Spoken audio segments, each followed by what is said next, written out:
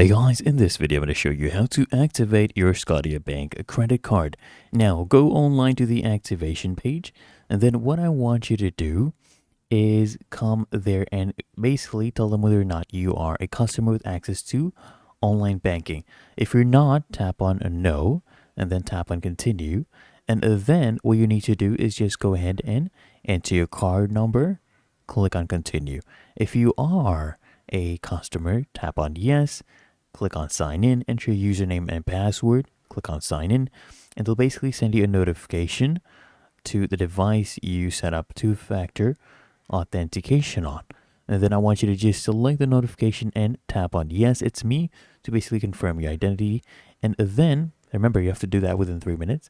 Then you just go ahead and review your details, enter information, for example, your CVV that you'll find at the back of the card, the expiration date, and then you need to come here at the bottom and just tap here on done. Once you've read the terms and conditions, tap on done, and there you go. Your card would be activated.